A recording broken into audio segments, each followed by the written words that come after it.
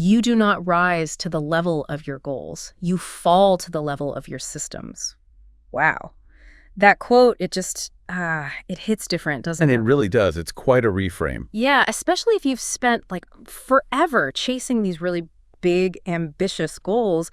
How do you even start thinking about systems without feeling like you're kind of giving up on the dream? Well, and it's a profound shift, I think, because it immediately moves your focus away from that distant, sometimes really intimidating outcome, and puts it right onto the immediate, actionable things you can do, like right now. It becomes less about the finish line and more about nailing the daily journey. Exactly. And that's pretty much what we're diving into today, Atomic Habits by James Clear. Great book. It really is. And our mission here isn't just, another book summary. We want to really dig into how these tiny, almost invisible actions, when you do them consistently, how they compound over time. Yeah, how they shape not just what you do, but actually who you become. Right. And that can lead to these massive, sometimes really surprising results. It's such a good antidote, I find, to that sort of go big or go home pressure that honestly often just sets us up to fail. Oh, totally. Because we've all been there, haven't we? Like January 1st, you're full of resolve. I'm going to wake up at 5 a.m. every single day. Or the gym every day, no excuses. Or maybe, okay, this is the year I finally write that book. These big plans, all good intentions. And then what happens? Well, let's be honest, that gym bag starts looking suspiciously like a very expensive laundry hamper after a few weeks. Right. And then, life just happens. The alarm gets snoozed, maybe just the once at first. And suddenly, that amazing motivation you started with just, poof, kind of evaporates. And it feels almost like a personal failing, doesn't it? It really does. But then the book gets into something I found really insightful, why we stumble. It's often not about lacking willpower at all.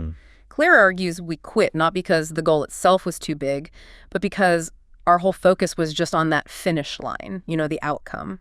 And not enough on the actual daily stuff that gets you there. Exactly. We're so fixated on the what, we completely forget the how. And what's fascinating there is that the problem isn't really the ambition itself. It's the strategy, or maybe the lack of one. Right. When all you see is that mountain peak way off in the distance, the actual path, which is just made up of countless little steps every day, it gets totally overlooked. Yeah. You wear yourself out trying to leap towards the end instead of just, walking the path. Okay, so if that's the trap we fall into, what's the escape route? Clear offers this. It sounds simple, but it's incredibly powerful. The atomic solution. Tiny changes. Tiny changes, done consistently. And these, he promises, they lead to massive results. Yeah, he really drills down into this 1% better every day idea, which on the surface, it sounds almost too simple, right? Like, is that really it? I know, it sounds like nothing. But I think what makes it a genuine game changer is how it just completely disarms that perfectionist voice in your head. The one that usually tanks our big goals. Absolutely. It shifts your focus from this, daunting summit to just the very next tiny doable step, which makes consistency not just possible, but almost easy. Inevitable, maybe. Well, yeah, and that's where the compound effect really kicks in. Getting just that tiny 1% better each day, it adds up. You end up, 37 times better over a year. It's kind of a psychological judo move, isn't it? It is, because when the stakes are that low for each action, the mental friction, that resistance to just start, it practically disappears. Yeah. You're not fighting yourself, you're just gently nudging yourself forward. And that's where the real magic of compounding happens, not just in the numbers, but in building this quiet confidence in your own ability to stick with something. Okay, give us an example, like the reading one he uses. Oh, yeah, the reading example is perfect. Yeah. Say you want to read more. Forget committing to an hour a day right off the bat. Just pin to 2 pages. 2 pages, that's it. Anyone can manage 2 pages, surely. Exactly. And if you actually stick with just that tiny change over a year, that's more than 700 pages.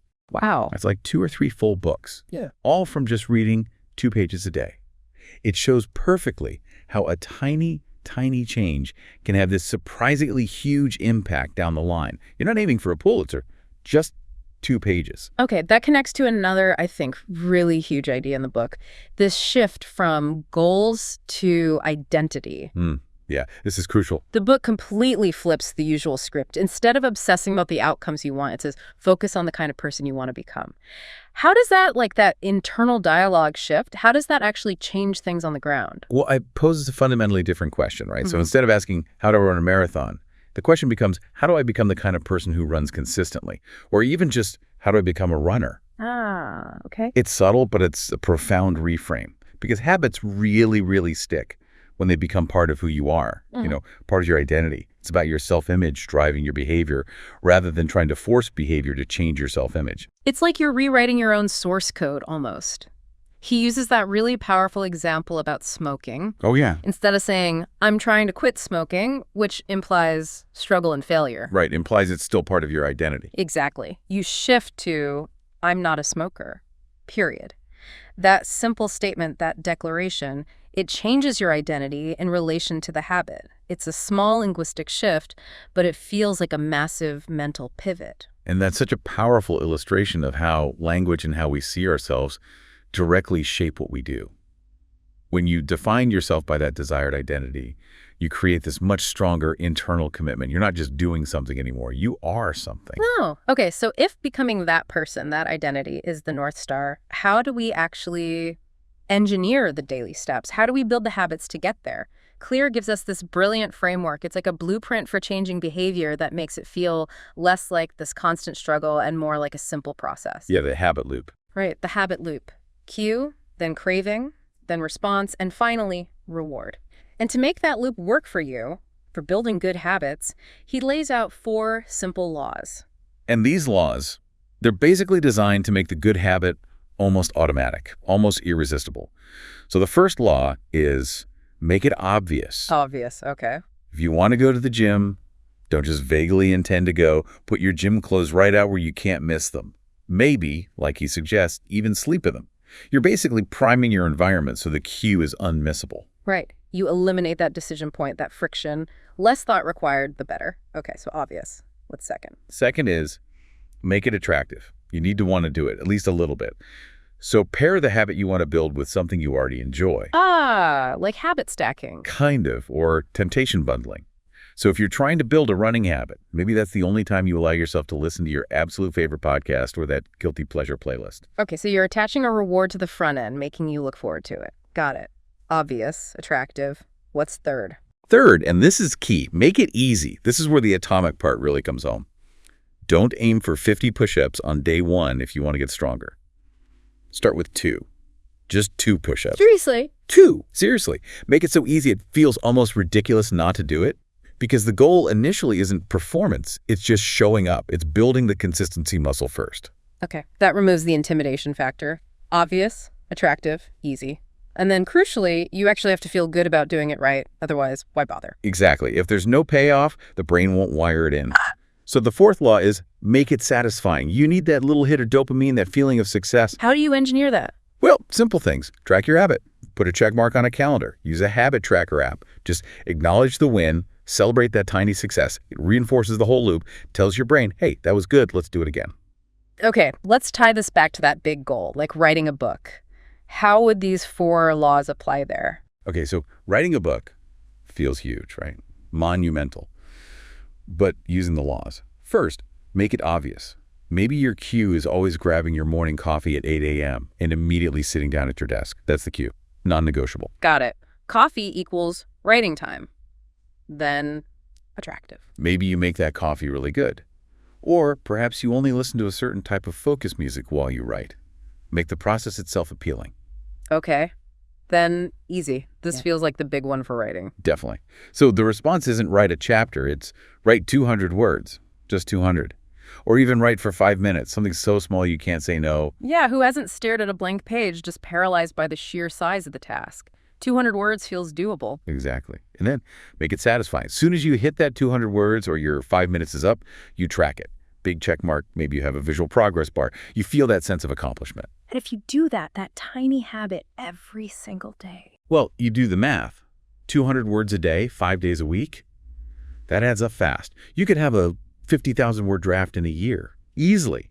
It just demystifies the whole thing by breaking it down into these, well, atomic steps. Yeah. It's less about waiting for inspiration and way more about consistent application. That's such a powerful way to reframe something that feels overwhelming into something totally manageable.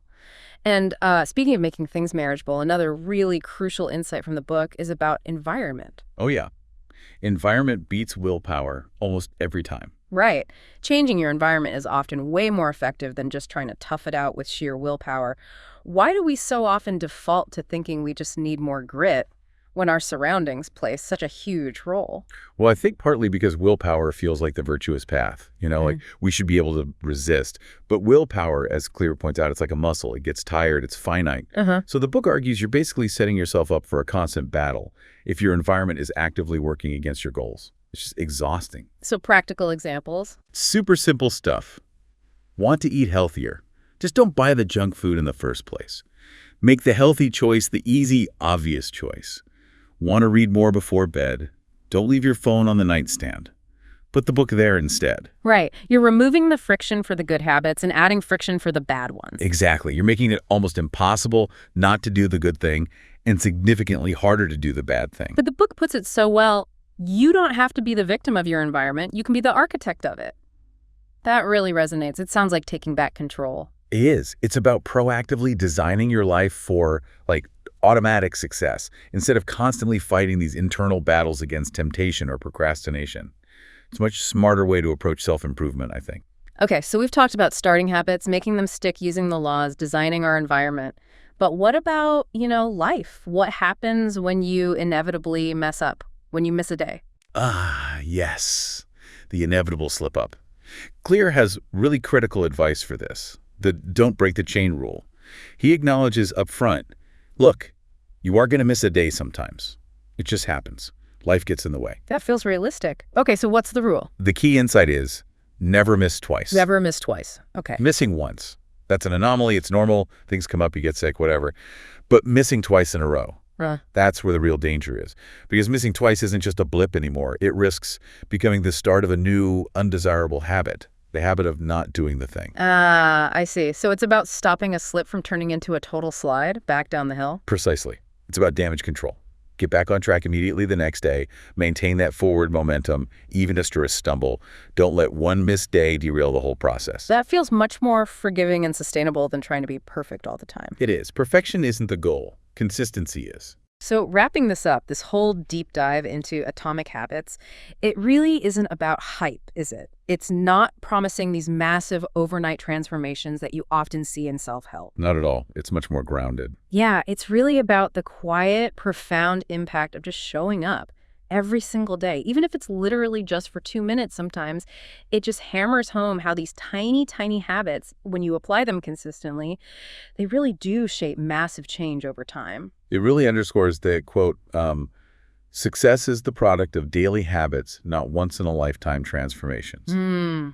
It's such a powerful reminder that it's the small, consistent actions, the things you do day in and day out, that truly build momentum and lead to those lasting results you're looking for. It's like a quiet revolution in how you approach your goals. So, okay, for you listening right now, here's something to maybe chew on.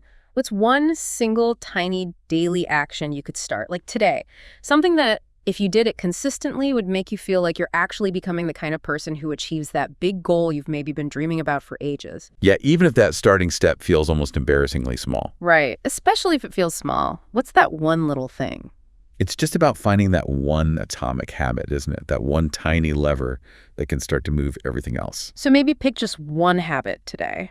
Make it so small it feels almost laughable, and then just start tracking it, see what happens. Begin your own atomic journey. You got this.